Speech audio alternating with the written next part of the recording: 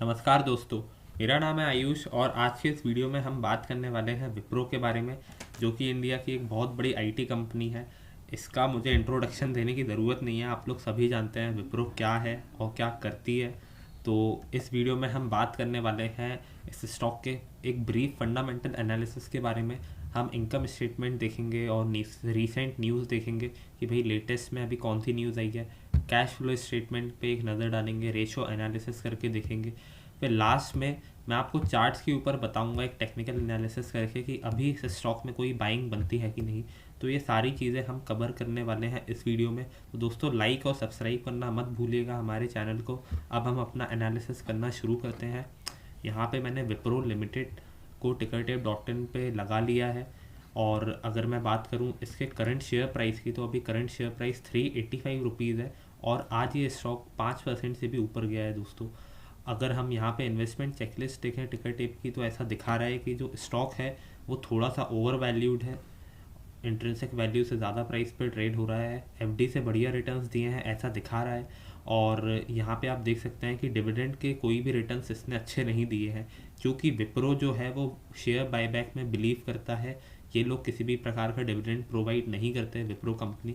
Entry point के लिए अच्छा टाइम दिखा रहा है। ये एक टेक्निकल एनालिसिस का इंडिकेटर है दोस्तों, जो दिखाता है कि एंट्री का अच्छा टाइम है कि नहीं, और कोई भी रेड फ्लैग इसमें अभी फाउंड नहीं हो रहा है दोस्तों, क्योंकि डेट की जो प्रोबेबिलिटी है वो कम है। अब हम एक नज़र डालते हैं रीसेंट न्यूज़ के ऊपर, जो कि अभी विप्रो ने अनाउंस करी थी दोस्तों। तो यहाँ पे विप्रो ने अपना 9,500 करोड़ रुपए का बायबैक का ऑफ़र अनाउंस किया था, जिसमें बायबैक जो है स्टार्ट होने वाला था 29 दिसंबर से, और जो उसकी क्लोजिंग डेट थी वो 11 दिसंबर 2021 थी। तो यहाँ पे जो विप्रो है वो 400 रुपये पर शेयर के प्राइस पे 23 करोड़ 75 लाख इक्विटी शेयर्स खरीदेगा, जिसकी वैल्यू कुछ 9,500 करोड़ रुपए होगी। तो ये जो बायबैक का अमाउंट है अपने आप में ही बहुत बड़ा है। पहले भी विप्रो जो है बायबैक के बहुत सारे ऑफर्स ला चुकी है। इससे पहले 400 करोड़ का बायबैक का ऑफर आया था, लेकिन ये वाला जो बायबैक है ये काफ़ी बड़ा है। तो इसका मेरे ख्याल से जो इसके शेयर प्राइस है उस पर बहुत अच्छा इम्पैक्ट पड़ना चाहिए। हमें इसमें कुछ समय में बहुत अच्छी तेज़ी देखने को मिल सकती है अगले 1 से 2 महीने में।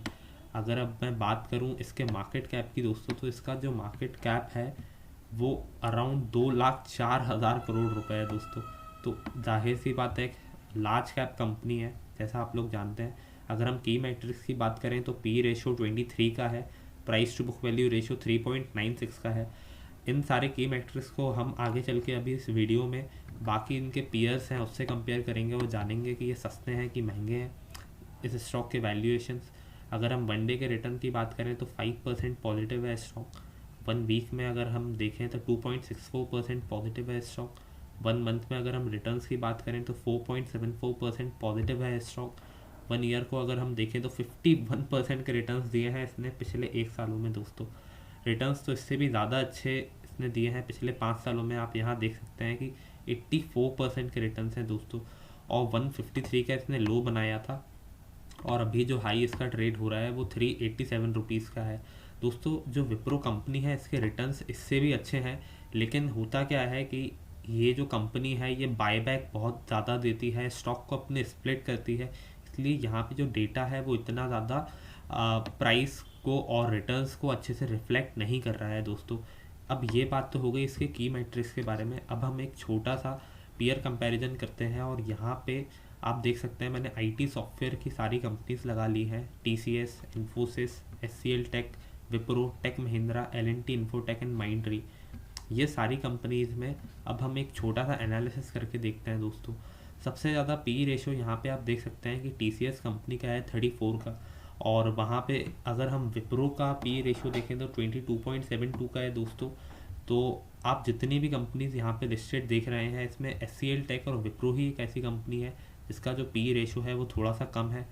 यहाँ पे अगर हम रिटर्न ऑन इक्विटी की बात करें तो ये 17.49% है इसकी रिटर्न ऑन इक्विटी विप्रो की, जो कि बहुत अच्छी है मेरी नज़रों में। तो मेरे ख्याल से जो स्टॉक है वो फंडामेंटली भी बहुत अच्छा है, इसने रिटर्न्स भी काफ़ी अच्छे दिए हैं विप्रो ने। तो फंडामेंटली इसमें कोई प्रॉब्लम नहीं है, ऐसा रिटर्न्स रेशियो देख के हमें समझ में आ रहा है। अब अगर मैं और रेशियोज देखूँ यहाँ पे विप्रो के, तो रिटर्न ऑन कैपिटल एम्प्लॉयड पे अगर हम एक नज़र डालें तो ये 19 से 20% के आसपास हमें दिख रही है। रिटर्न ऑन कैपिटल एम्प्लॉयड अगर हम पी रेशो को देखें तो 22 के आसपास का है। डेट टू इक्विटी रेशो एकदम मैनेजेबल है 0.12। अगर हम कर्जा देखें तो 7,105 करोड़ रुपए का बस कर्जा है, जो कि काफ़ी कम है। नेट प्रॉफिट मार्जिन भी बहुत अच्छा है इसका, 16% के आसपास है। आईटी कंपनीज में अगर हम देखें तो काफ़ी बढ़िया है ये। अगर हम इंटरेस्ट कवरेज रेशो को देखें तो ये 21.4 का है। इंटरेस्ट कवरेज रेशो यानी कि जो डेट का इंटरेस्ट है उसको कवर करने की, उसको पे करने की एबिलिटी को दिखाता है। और 21.4 ये जो नंबर है ये काफ़ी अच्छा है। तो मेरे ख्याल से विप्रो में कोई प्रॉब्लम है नहीं दोस्तों, अगर हम ऐसी बात करें तो। अब हम थोड़ा सा फाइनेंशियल्स पे एक डीपली नज़र डालेंगे और देखेंगे कि फाइनेंशियल्स कैसे हैं कंपनी के। अगर मैं FY 2020 की बात करूं तो जो इस कंपनी के रेवेन्यूज़ हैं वो 63,000 करोड़ रुपीज़ थे। इसको देखने का सबसे बढ़िया तरीका होगा इसकी ग्रोथ देखना कि भाई रेवेन्यूज़ में ग्रोथ किस प्रकार रही है। अगर हम पिछले 5 सालों की ग्रोथ देखें दोस्तों तो ये 5.35% रही है पिछले 5 सालों की ग्रोथ। लेकिन जो इंडस्ट्री का एवरेज है वो इससे भी बढ़िया रहा है। इंडस्ट्री का एवरेज 10% के आसपास रहा है। और अगर हम नेट इनकम की बात करें तो नेट इनकम यहाँ पे 2.5% के आसपास से बढ़ी है, बल्कि इंडस्ट्री का जो एवरेज है वो 9% के आसपास है। तो आप देख सकते हैं कि इंडस्ट्री ने कितना अच्छा परफॉर्म किया है और विप्रो ने भी अगर हम देखें तो बहुत अच्छा परफॉर्म किया है। यहाँ पे जो इसकी नेट इनकम है दोस्तों, इसमें से थोड़ी सी मुझे अनस्टेबिलिटी देखने को मिल रही है, लेकिन जो रेवेन्यूज़ हैं वो एकदम स्टेबल रहे हैं, साल दर साल बढ़ते ही रहे हैं। ये एक पॉजिटिव बात है। ये बात तो हो गई हमारे इनकम स्टेटमेंट की। अब अगर हम कैश फ्लोज पे नज़र डालें तो कैश फ्लोज पे जो सबसे ज़्यादा ध्यान देने वाली चीज़ है दोस्तों वो होती है फ्री कैश फ्लोज। आप यहाँ पे देख सकते हैं 2015 से अगर मैं डेटा देखूँ तो इसके कैश फ्लोज जो हैं वो हमेशा से पॉजिटिव है। और जो कैश फ्लोज का जो पॉजिटिव नंबर है वो भी बढ़ता जा रहा है। इसकी जो ग्रोथ है वो 3.31% रही है पिछले 5 सालों में। और इंडस्ट्री का जो एवरेज है वो अगेन इससे भी अच्छा है 14.89%।